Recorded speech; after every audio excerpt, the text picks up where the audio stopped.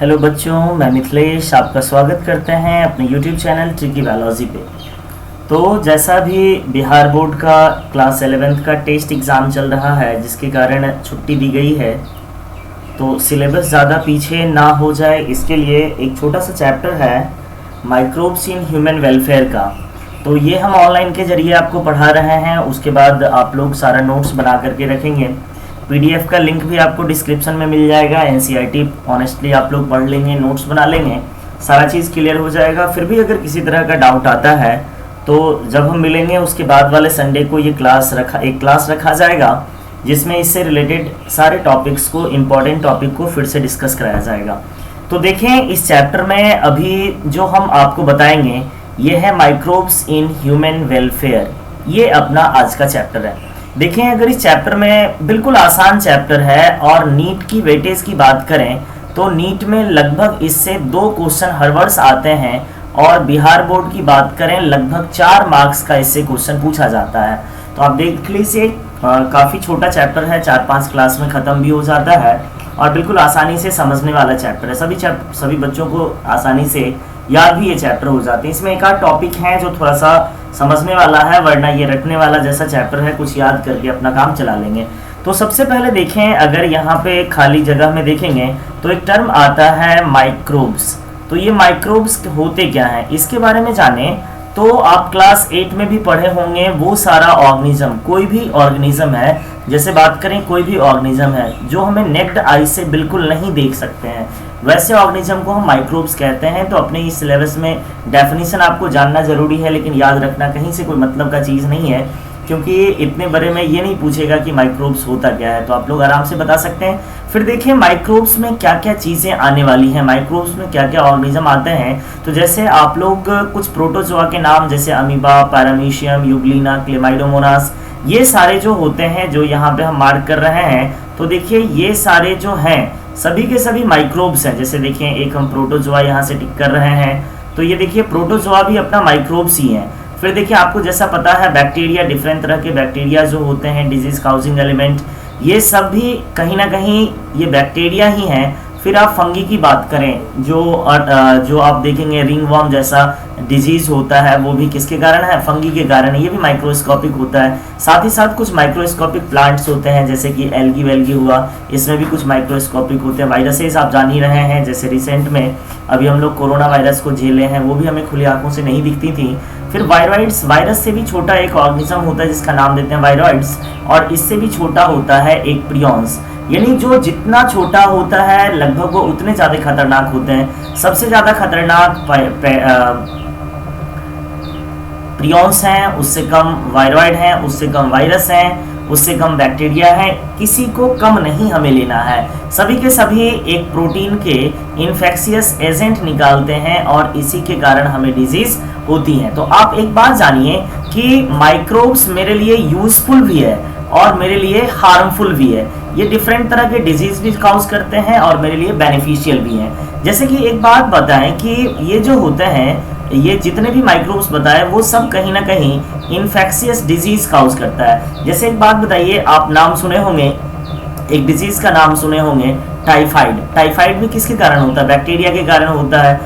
Ads का नाम सुने होंगे, एक्वायर्ड इम्यूनोडिफिशियेंसी सिंड्रोम, ये वायरसेस के कारण होते हैं। इस तरह से बहुत सारे डिजीज हैं जो कहीं ना किसी माइक्रोब्स से होता है। लेकिन एक बात है कि ये जो माइक्रोब्स होते हैं, इसका हम अपने दैनिक यूज में, जनरल लाइफ में भी इसका बहुत ज़्यादा इम्पॉर्टेंट है। ये हमारे घरेलू काम में काफ़ी ज़्यादा इम्पॉर्टेंट रोल प्ले करते हैं। इंडस्ट्री में हमारा रोल प्ले करता है, इम्पॉर्टेंट रोल प्ले करता है। एग्रीकल्चर के लिए माइक्रोब्स यूजफुल हैं, साथ ही साथ सीवेज ट्रीटमेंट के लिए। आइए कुछ एग्जाम्पल से हम आपको समझाने की कोशिश करते हैं। जैसे देखिए, एग्जाम्पल से आप ऐसा सोचें कि हम लोग दही बनाते हैं, हम लोग कर्ड बनाते हैं। बताइए, दही जो बनाते हैं, दही के अंदर बहुत सारे बैक्टीरिया होते हैं जिसका नाम देते हैं लैक्टोबैसिलस। और आगे हम पढ़ेंगे यही लैक्टोबैसिलस क्या करता है, दूध के प्रोटीन को पार्शियली कोगुलेट कर देता है, पार्शियली जमा देता है, जिसके कारण ये बदल जाते हैं अपने किसमें, जिसके कारण ये बदल जाते हैं दही के अंदर। तो बताइए दही में भी यूज हुआ। फिर देखें शराब, जो बेवरेज हैं, शराब हैं, ड्रिंक्स हैं, उसको भी बनाने में कहीं ना कहीं इंडस्ट्री में माइक्रोब्स का यूज होगा। फिर हम देखेंगे कहीं ना कहीं एंटीबायोटिक्स वगैरह के निर्माण में भी इसका इंपॉर्टेंट रोल होगा। अब देखिए some most important contribution of the microbes, यानी कुछ ऐसे माइक्रोब्स हैं जिसका हम इंपॉर्टेंट कॉन्ट्रीब्यूशन देख रहे हैं, कुछ महत्वपूर्ण जो कॉन्ट्रीब्यूशंस हैं उसको हम देख रहे हैं। जैसे कि बात करें इस चैप्टर में हम पढ़ने वाले हैं माइक्रोब्स का यूज क्या है उसके बारे में। फिर देखिए इस पेज पे कुछ ज़्यादा था नहीं, इस पेज पे माइक्रोब्स क्या क्या हैं उसके बारे में बताया गया, फिर इसके यूजफुल और हार्मफुल इफेक्ट मोटे तौर पे बताया गया, और फिर ये बताया गया कि इस चैप्टर में हम मेनली माइक्रोब्स के जो बेनिफिशियल यूजेस हैं उसके बारे में पढ़ेंगे। देखिए यहाँ से कुछ माइक्रोब्स के लिए पॉइंट दिया गया है, एनसीईआरटी का पॉइंट है कि ये माइक्रोब्स जो है दुनिया में पृथ्वी पर हर एक जगह मिलेंगे। हर एक जगह मीन्स क्या, जैसे मान लीजिए कोई झरना है 100 डिग्री सी वाला तापमान वाला पानी दे रहा है, उसमें भी गर्मी, उसमें भी बैक्टीरिया होंगे। फिर देखिए ज्वालामुखी जिसको वेंट्स बोलते हैं, उसके अंदर भी हम देखें बैक्टीरिया रह सकता है। यानी हम जो इसे एक बात बताइए, हमें डिफरेंट तरह के डिजीज हो जाते हैं। जैसे मान लीजिए किसी को टाइफाइड है, टाइफाइड डिजीज है, तो बताइए उसके बॉडी के अंदर बैक्टीरिया होगा। इस तरह से ये कहा गया है कि पृथ्वी का कोई भी ऐसा चीज नहीं है जहां पर बैक्टीरिया नहीं है, सभी जगह बैक्टीरिया मींस माइक्रो ऑर्गेनिज्म है। वही चीज कह रहा है microbes are present everywhere on earth, यानी पृथ्वी पे हर एक जगह कहीं ना कहीं आपको माइक्रोब्स मिलेंगे। जैसे कि सॉइल में आसानी से मिल जाएगा, हवा में भी होते हैं, पानी में भी होता है। इकोलॉजी में हम बताएंगे कि हम लोग एक ड्रॉप पानी के अंदर भी 100 टाइप्स ऑफ माइक्रोब्स होते हैं। ह्यूमन बॉडी के अंदर भी होता है, कहीं ना कहीं ये प्लांट और एनिमल्स के बॉडी के ऊपर भी ये होंगे। फिर देखिए ये जनरली प्रेजेंट हो सकते हैं थर्मल वेंट्स, जो गर्म कुआं होता है उसके अंदर हो सकता है। हाई टेम्परेचर यानी 100 डिग्री टेम्परेचर पे भी आसानी से रह सकता है। ये चट्टान जो होते हैं पहाड़, उसके नीचे भी रह सकता है। और स्नो का मतलब होता है बर्फ वाले मीडियम में भी वहाँ भी बैक्टीरिया रह सकता है। यानी बैक्टीरिया कहीं ना कहीं हर जगह आपको मिल जाएंगे। जैसे कुछ डायग्रामेटिक रिप्रेजेंटेशन दिया है, जैसे देखिए प्रोटोजोआ का यहाँ पे डायग्राम दिया है। जैसे देखिए ये पारामीशियम हुआ, ये अमीबा हुआ, ये अमीबा की दूसरी स्पीसीज हुई। इस तरह से बहुत तरह के प्रोटोजोआ हैं। फिर देखेंगे फंगी को यहाँ पर दिखाया गया है। फिर देखिए ये रॉड शेप बैक्टीरिया को दिखाया गया है। फिर देखिए यहाँ पे वायरसेस को दिखाया गया है। फिर देखिए ये वायरॉइड्स को दिखाया गया है, और फिर ये प्रियॉन्स को दिखाया गया है। तो कहीं ना कहीं ये सारे के सारे माइक्रोब्स ही हैं। फिर देखिए अगले पेज पे चलें। अगले पेज में ये जो डायग्राम सारा दिया है, ये सारे के सारे डायग्राम एनसीईआरटी से रिलेट कर रहा है। जरा देखिए एनसीईआरटी से क्यों रिलेट कर रहा है, ये पेज क्यों मेरे लिए इंपॉर्टेंट है। तो देखिए अगर हमें बैक्टीरिया को रॉड शेप बैक्टीरिया को देखना हुआ, यानी रॉड शेप वैसे बैक्टीरिया जो पिलर के जैसा होगा या रॉड होगा, ये रॉड के शेप का बैक्टीरिया, उसको बोलेंगे बैसिलस। इसको बोलते हैं बैसिलस बैक्टीरिया, और बैसिलस का मतलब होता है रॉड शेप्ड। यानी रॉड शेप बैक्टीरिया को अगर हमें देखना है तो कल्चर मीडियम को हमें, कल्चर प्लेट को हमें लगभग 1500 गुना बड़ा करेंगे तब हमें ये बैक्टीरिया दिख पाएगा, रॉड शेप बैक्टीरिया। उसी तरह से अगर हमें गोलाकार यानी कोकस, गोलाकार को बोलते हैं कोकस बैक्टीरिया, अगर हमें कॉकस बैक्टीरिया को देखना हुआ फिर भी हमें 1500 गुना बड़ा करके माइक्रोस्कोप पर मल्टीप्लाई करेंगे, मैग्नीफाइड करेंगे, तब हमें दिखेगा। और यही रॉड शेप बैक्टीरिया के अंदर अगर हम फ्लैजिला देखना चाहें तो लगभग इसे 50,000 गुना बड़ा करके देखेंगे तब इसके फ्लैजिला दिख पाएंगे। ये सारे एनसीईआरटी के डाटा हैं। फिर देखिए वायरसेस के बारे में बताया गया है। बैक्टीरियोफेज है, तो बैक्टीरियोफेज आपको अब आगे पढ़ाएंगे कि वो वायरस जो बैक्टीरिया को किल करता है, बैक्टीरिया को इन्फेक्सिस करता है, वही वायरस बैक्टीरियोफेज है। यहाँ पर बैक्टीरियोफेज दिखाया गया है, यहाँ पर एडिनोवायरस है, और यहाँ पे रॉड शेप टीएमवी का फुल फॉर्म होता है टोबैको मोज़ैक वायरसेस। ये टोबैको मोज़ैक वायरस है। इसको लगभग 1 से 1.5 लाख गुना बड़ा करके देखें, मल्टीप्लाइड करके देखें, मैग्नीफाइड करके देखें, तब हमें ये दिखेगा। तो आगे चलते हैं, यहाँ से आगे देखें, इसका यूज बताया गया है। अब देखिए माइक्रोब्स का यूज क्या है, ह्यूमन के लिए यूज क्या है, यानी बेनिफिट्स क्या है। तो बेनिफिट्स में सबसे देखिए डेयरी प्रोडक्शन आज हम आपको बता रहे हैं। डेयरी प्रोडक्शन का मीन्स कि हमें दूध से संबंधित जो भी चीजें बनेंगी सबको हम कंसीडर करेंगे डेयरी प्रोडक्ट्स में। तो जैसे देखिए सबसे पहला प्रोसेस आपको देखें यहाँ पे, जैसा कि डायग्राम से आपको दिखता पता चल रहा होगा कि डायग्राम से बिल्कुल आसानी से देख सकते हैं सर, यहाँ पे हम कर्ड बना रहे हैं, दही बनाने का यहाँ पर दही का फोटो दिया गया है, दही। और देखिए इस डायग्राम में दही के लिए अलग अलग प्रोसेस दिए गए हैं। सबसे पहले दूध वाला आया है, दूध दिया है, फिर हम दूध को गर्म किए हैं, दूध गर्म करके दूध को फिर हिला डुला करके ठंडा किए हैं, और जब ठंडा हो जाता है तब उसके अंदर हम दही मिलाते हैं, जिसको जोरन बोलते हैं और इंग्लिश में एनाकुलम बोलते हैं, और कुछ समय के लिए उसको छोड़ दिया जाता है फेवरेबल मीडियम में, तब जाकर के वो दही बन जाता है। आप ऐसा फील किए होंगे कि जब भी मम्मी गर्मी के मौसम में दही बनाती हैं तो कोशिश करती है उसको ठंडे जगहों पे रखें, क्योंकि इस बैक्टीरिया को जिंदा रहने के लिए, अच्छे से ग्रो करने के लिए ज्यादा नहीं 25 से 30 डिग्री टेम्परेचर की जरूरत होगी। अब देखिए 25 से 30 डिग्री सी अगर मिलेगा तो ये लैक्टोबैसिलस जल्दी से जल्दी दूध को दही में बदल देगा, और जो दही बनेगी वो अच्छे से जम पाएगा, अच्छा दही बन पाएगा। लेकिन अगर 25 डिग्री से कम टेम्परेचर होगा फिर भी दही अच्छे से नहीं बन पाएगा, और 25 डिग्री से 30 डिग्री से 40 डिग्री अगर टेम्परेचर बन जाए फिर भी दही अच्छे से नहीं बनेगा। तो आप फील किए होंगे कि गर्मी के दिनों में अगर दही अच्छे से नहीं बनाया जाता है तो उसमें पानी छूट जाता है। इसके पीछे कारण क्या है? बैक्टीरिया अच्छे से ग्रो नहीं किया है। अब देखिए दूध से दही बनाने के लिए एक बैक्टीरिया की जरूरत होती है जिसका नाम देते हैं लैक्टोबैसिलस। वेरी वेरी इंपॉर्टेंट यहाँ से नाम है। दूध से दही बनाने के लिए जो बैक्टीरिया जरूरी होता है उसका नाम देते हैं लैक्टोबैसिलस, और ये लैक्टोबैसिलस जो बैक्टीरिया होता है ये निकालता है लैक्टिक एसिड। क्या निकालता है? Lactic acid. इस तरह के बहुत सारे बैक्टीरिया होते हैं जिनको लैब कहा जाता है, LAB। Very very important question यहाँ से बन रहा है कि लैब का फुल फॉर्म क्या होता है? Lactic acid bacteria. वो बैक्टीरिया जो लैक्टिक एसिड का प्रोडक्शन करता है उसी का नाम लैक्टिक एसिड बैक्टीरिया बोलते हैं। और यही बैक्टीरिया क्या करता है? मिल्क को कन्वर्ट कर देता है कर्ड में। मिल्क को किस में कन्वर्ट कर देगा जी? कर्ड में कर देगा। तो ये दूध को दही में बदल देगा। अब ये दूध को दही में बदल कैसे गया? तो देखिए जिस समय जब हम उसमें दूध में दही डालते हैं जिसको जोरन बोलते हैं, एनाकुलम बोलते हैं, तो उसके बाद बैक्टीरिया इस दूध के अंदर ग्रो करता है और ये बैक्टीरिया लैक्टिक एसिड बनाता है, और लैक्टिक एसिड के कारण थोड़ा थोड़ा ये दूध के जो प्रोटीन होते हैं वो डाइजेस्ट होते हैं, और डाइजेस्ट होने के बाद मिल्क के प्रोटीन कोआगुलेट करके दही में बदल देता है। फिर देखिए एक प्रोसेस को लिखा गया है, a small amount of curd added in the fresh milk, यानी एक छोटा सा बहुत कम मात्रा में फ्रेश दूध के अंदर हम ऐड करते हैं दही को।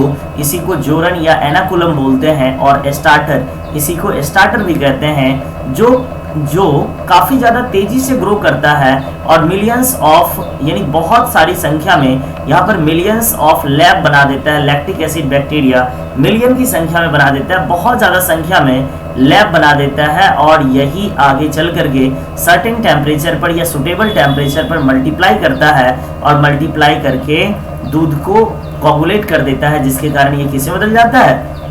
दही में बदल जाता है। अब देखिए यहाँ से आपको बता दें, अब जरा देखें यहाँ से दूध से जब दही में बदलता है तो ये किस मामले में फायदा करता है मेरे लिए बहुत ज्यादा इंपॉर्टेंट होता है। देखें जब भी आपका मिल्क, जब भी आप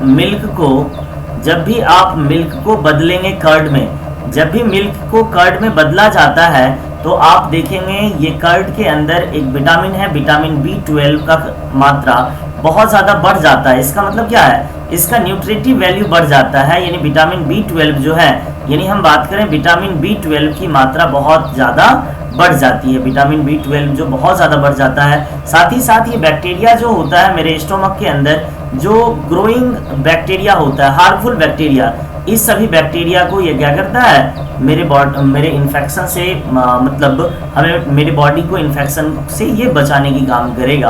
यानी कुल मिलाकर के अगर हम बात करें दूध से जब दही बनेगा तो दो काम होता है, एक विटामिन B12 बढ़ जाता है, और दूसरा ये अपने बॉडी के अंदर माइक्रोब्स के ग्रो को रोकता है। तो ये था पहला अपना, जो किस तरह से हम बात करें कि दूध से दही बनाया जा सकता है, दूध से दही बनाने में क्या क्या बदलाव आते हैं। अब देखिए दूसरा डेयरी प्रोडक्ट है। दूसरा डेयरी प्रोडक्ट की बात करें तो ये चीज है। देखें चीज होता क्या है? देखें ये चीज है, तो जैसे आप लोग बर्गर खाए होंगे, बर्गर खाने के बाद आप उसके ऊपर देखते होंगे, बर्गर के ऊपर वाइट वाइट कलर का दूध जैसा कुछ सामान, दही जैसा कुछ सामान देता है, वो चीज़ ही होता है। फिर जा कर के आप लोग वो पिज़्ज़ा खाए होंगे, पिज़्ज़ा में भी उजला उजला जो रहता है लसलसा टाइप का, वो भी चीज़ ही होता है। ये सब डेयरी प्रोडक्ट्स हैं। देखिए चीज़ की बात करें, चीज़ बहुत पुराने समय से ही इसका यूज फूड आइटम में करते आ रहे हैं, जो डिफरेंट तरह के बैक्टीरिया से या फिर डिफरेंट तरह के माइक्रो ऑर्गेनिज्म से बनाए जा रहे हैं। जनरली देखिए क्लाइंट लिखा हुआ, cheese is one of the oldest food item in which microbes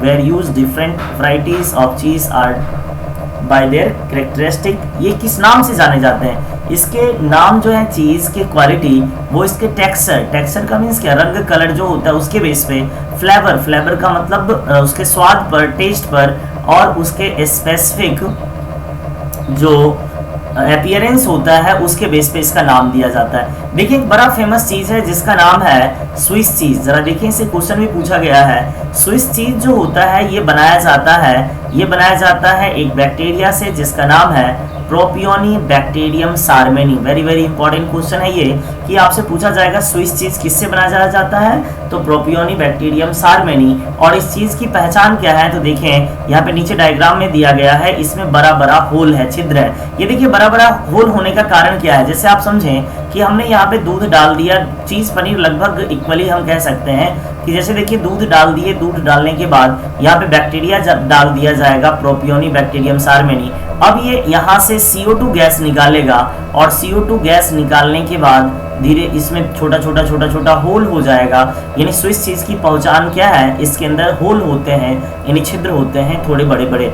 दूसरा एक चीज़ है जिसका नाम है रॉक्यूफोर्ट चीज़। ये जो होते हैं सेमी हार्ड होता है, ये बनाया जाता है पेनिसिलियम रॉक्यूफोर्टी। और ये पेनिसिलियम रॉक्यूफोर्टी जो है एक फंगी है। नीचे देखें टेबल दिया गया है, टाइप्स ऑफ चीज और micro organism use for preparing, यानी बनाने में किसका यूज किया जाता है। जरा देखिए सॉफ्ट चीज जो होता है, सॉफ्ट चीज इसको बोलते हैं कैम्बर्ड चीज बोला जाता है। जैसे आप देखेंगे दही की तरह जो निकलता है वो वाला, ये बनाया जाता है पेनिसिलियम कैम्बर्टी से।